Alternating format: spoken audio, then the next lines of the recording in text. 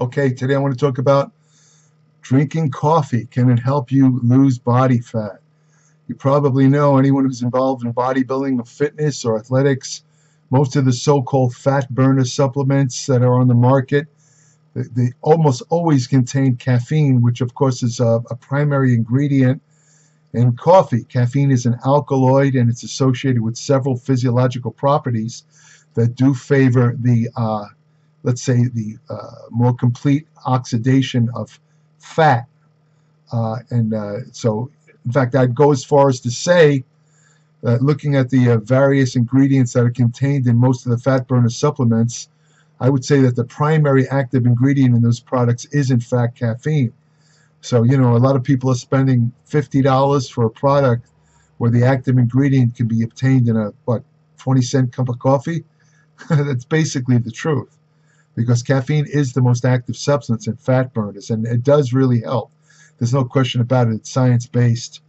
Caffeine is best known as a stimulant. I myself, I drink about, let's say I have these big cups. I would say that if an average cup of coffee is 6 ounces, I drink about 4 to 6 cups of coffee a day. They found that 3 milligrams per kilogram of caffeine is the minimal ergogenic amount to stimulate better workouts. It goes up to 6 milligrams per kilogram of body weight. If you go up to 9, you might get a slightly greater effect, but now you're into side effects territory, where even somebody who has who can handle caffeine starts to get jittery and all that stuff. And I've said this in past videos, but I think it bears repeating, is the fact that there's a large percentage, not large, but there's a certain percentage of people that just can't handle any amount of caffeine due to genetic, what they call polymorphisms, which are slight changes in genes, which in the liver is the organ that metabolizes caffeine. They have what they call fast metabolizers and slow metabolizers.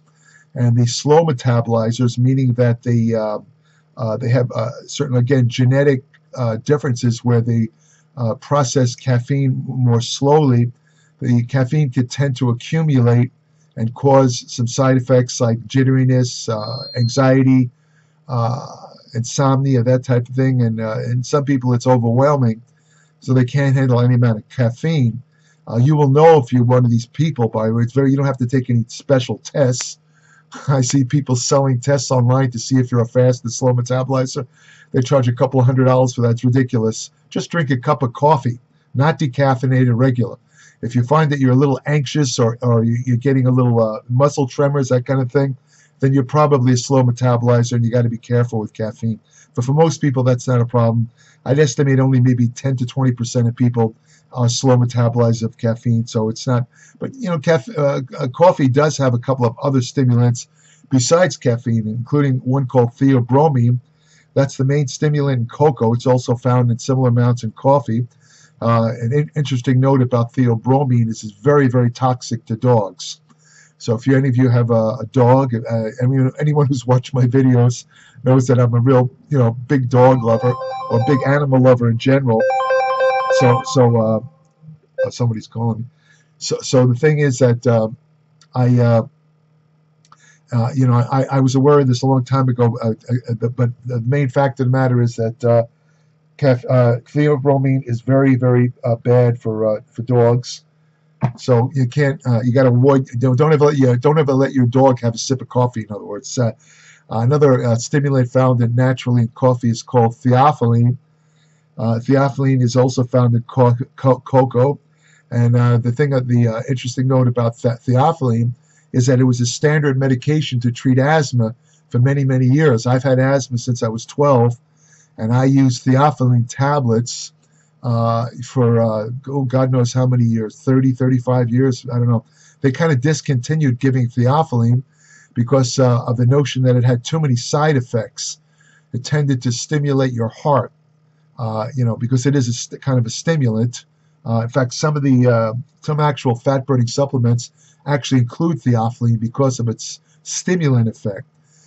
Now, when I took theophylline, I don't think I ever had a problem with it, but I had one unique little thing that I noticed when I went into emergency rooms. If I was having an asthma attack, they do some lab tests, and they found that I would take a long-acting theophylline that's supposed to last 12 hours, and it would be gone in my body after 2 hours.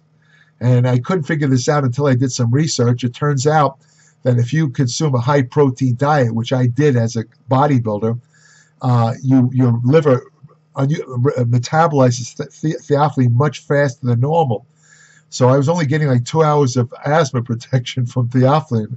But anyway, they discontinued. But it is found, I always tell people that if you have asthma and you don't have an emergency inhaler available, or you're noticing that you're wheezing or something, just drink some, maybe 2-3 cups of strong coffee. The natural theophylline will actually open up your lungs. It's just a little side tip. Caffeine also has a substance in it. Coffee has a substance in it called chlorogenic acid, CGA, which is very interesting stuff because it inhibits an enzyme that's needed to uptake glucose into cells. So what this stuff can do is it can help you if you're having blood sugar problems. For example, if you're insulin insensitive like me or pre-diabetic, chlorogenic acid will help to control blood glucose levels and help you maintain lower blood glucose levels, and also does a number of other beneficial effects at CGA. Now, how does caffeine work? It works mainly by blocking an inhibitory neurotransmitter in the brain called adenosine. Adenosine is a relaxing, calming chemical that kind of builds up. It's one of the chemicals in the brain involved in bringing on the onset of sleep. But unfortunately, it also can make you feel very tired, fatigued, where you just want to lie down. This is why most people reach for that morning cup of coffee when they wake up, because the coffee basically will occupy adenosine receptors in the brain, keep the adenosine from interacting with the receptors, so the adenosine can't work. And by doing so, you get this perking up feeling, diminishing fatigue when you drink coffee. That's the reason why. Now, the downside of that is the fact that adenosine is also involved in the dilation of arteries, including the coronary arteries. And if you, for example, have atherosclerosis, which involves a narrowing of the arteries, I'm not going to get into the reasons for that. It's way too complex for this video. But anyway, the point being, if let's say you have some atherosclerosis, you don't know about it, your coronary arteries might be partially occluded. They're not completely open. And you need adenosine to dilate them when you work out. When you work out, your heart obviously needs more blood. And, drinking a lot of coffee, because it blocks adenosine, can cause a little bit of a heart problem in some individuals. Honestly, I've never seen it happen, but it's a possibility. And again, you won't know about this unless you go to a cardiologist and, you're tested to see the extent of atherosclerosis you do have. So I'm just throwing that in where, that's kind of a good point about adenosine. But by blocking adenosine, caffeine increases the firing of neurons in the brain, and it also increases the release of other brain neurotransmitters, such as dopamine and epinephrine, which is also energizing. These two neurotransmitters, dopamine and norepinephrine, are what give you the drive that makes you want to do something in life. It makes you ambitious. It makes you want to also work out. It gives you the energy to work out. It increases your thinking ability. Dopamine also happens to be the neurotransmitter in the sexual stimulation part of the brain. In other words, when dopamine, to put it very simply and idiomatically, when dopamine goes up, you're going to be hornier because it stimulates the sexual center of the brain. Also, you don't want to get too much dopamine, because when you get too much dopamine, now you stepped into schizophrenia territory. We're going to start hearing voices and seeing imaginary people, which a lot of people do anyway. This, in turn, again, will make you, this increase of the neurotransmitters, dopamine, norepinephrine, will make you feel more energized. As far as exercise performance, there's numerous studies that show that caffeine and all coffee, because it contains caffeine, can increase exercise performance. Usually it's an average of between 11 and 12%, which doesn't sound like much, but it can make a difference in training intensity. There are some studies with weight training that show that caffeine doesn't do much. Other studies show just the opposite. And still other studies show for some reason caffeine will increase upper body, I believe it's upper body strength, but not lower body strength. I mean, it's all paradoxical, but generally speaking, caffeine, I would say, is a definite ergogenic aid for most people. If they take it about, let's say, maybe an hour before training, if you have some coffee, because caffeine will tend to peak in the blood in 60 minutes. So that's something to keep in mind. If you are going to drink coffee, drink it about an hour before. Caffeine, again, helps to mobilize stored fat and fat cells, and it does this by increasing the release of what they call a catecholamine substance called epinephrine. Epinephrine works by stimulating a enzyme in fat cells or lipocytes called hormone-sensitive lipase. Fat is stored as triglycerides in fat cells. Hormone-sensitive lipase basically breaks down the triglycerides into its components of free fatty acids and glycerol, and it's then released in the bloodstream.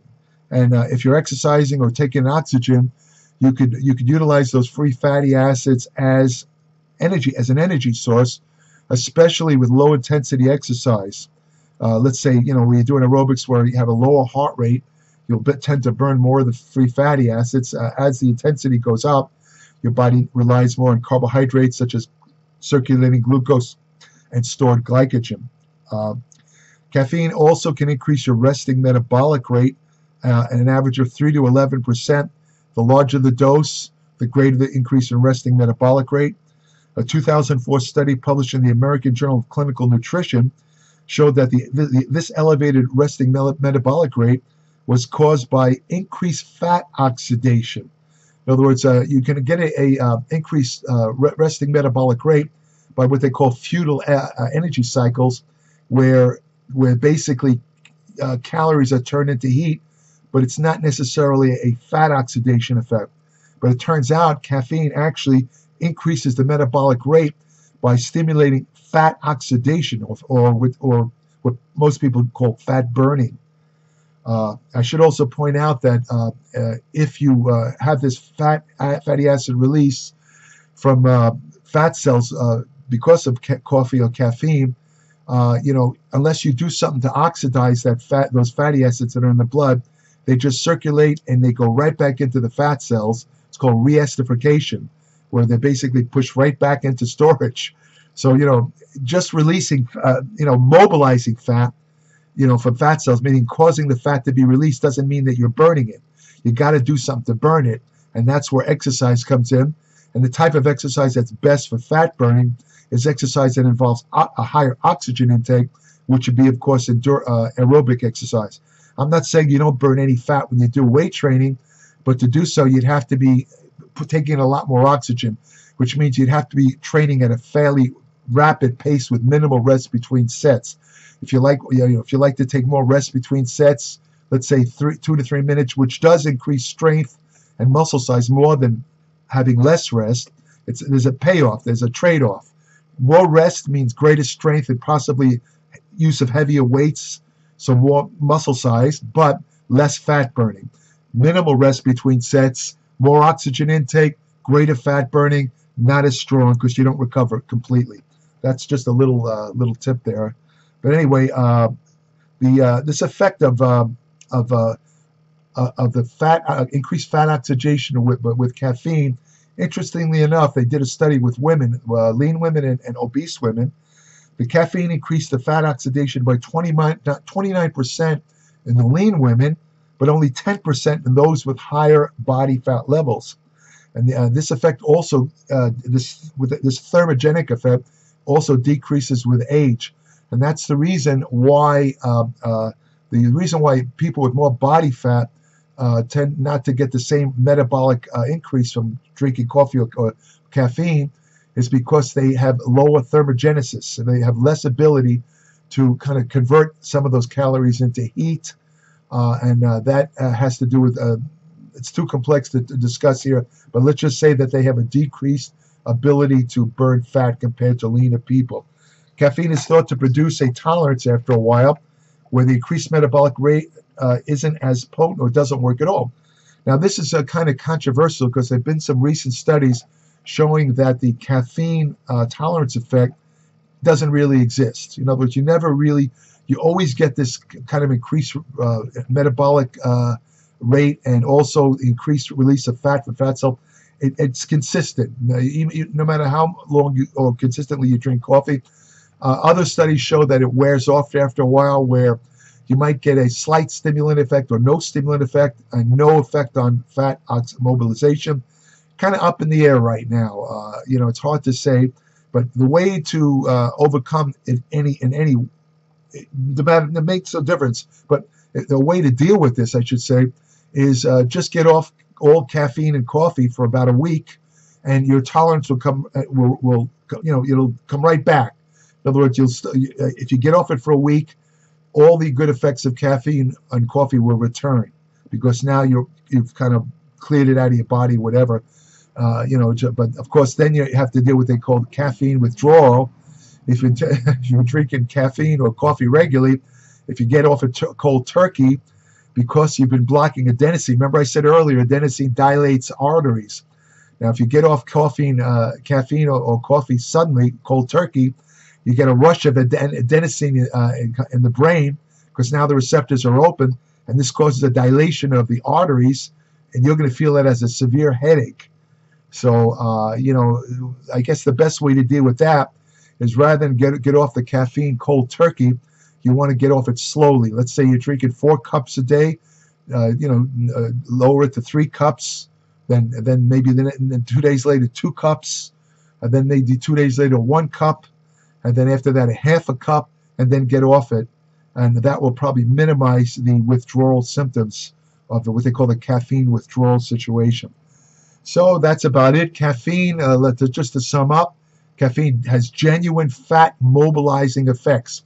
It definitely will help your body, your fat cells or lipocytes, release the stored fat. It's up to you whether they're oxidized or not. You're going to have to do that with exercise or some sort of physical activity. Otherwise, the fat goes right back in the fat cells. It just doesn't disappear. It goes right back in. You got to burn it. Otherwise, it just heads right back in those fat cells. But, the caffeine does raise your resting metabolic rate slightly. In that sense, caffeine is a true fat burner, in the sense that promotes fat oxidation, promotes fat mobilization. It's true. So I'll leave it at that. If you want more information on nutrition, exercise, science, which supplements work, which ones don't, anti-aging research you can use today, hormonal therapy facts such as testosterone therapy, ergogenic aids, women's health and fitness, nutrition controversies, much more. Nobody covers as many subjects or topics as I do in my Applied Metabolics newsletter. So subscribe today. It's 40 to 50 pages every month. It's like having a monthly ebook. The October 2020 issue, for example, I have a massive article on every nutritional and natural measure you could take to prevent and treat COVID-19. That article alone is about 55 pages, and with the associated links to medical journals, if you were to read all of them, you're talking about maybe 220 pages in one article. That's if you read all the links too. So, for $10 a month, come on. You're not going to get a bargain like this anywhere. This is the kind of prices you pay in 1940, not 2020. But I'm trying to give out information. It's all evidence-based.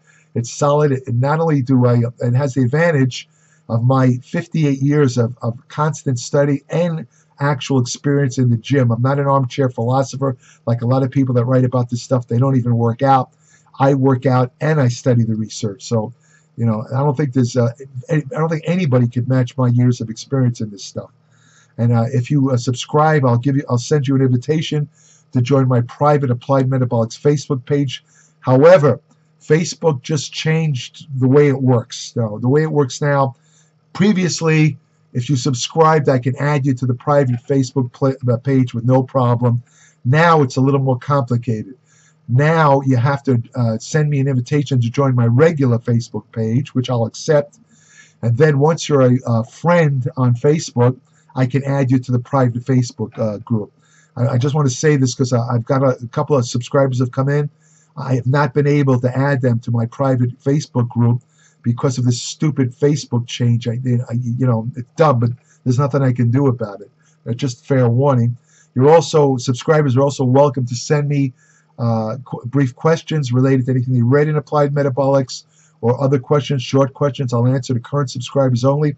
I don't answer unsolicited questions. You're also welcome to leave comments under this video, including suggestions for future videos. I can't guarantee I'll answer a lot of the comments. I don't have the time. All depends on how much time I have. So I try to answer some of them, but I'm very short on time, and my subscribers always come first. So I will always answer questions from subscribers. Comments under the video are not likely for me to answer. I just want to be honest with you. So subscribe today, www.appliedmetabolics.com. And if you want to have the best friend you'll ever have, go to your local shelter, adopt a dog, and thank you for listening.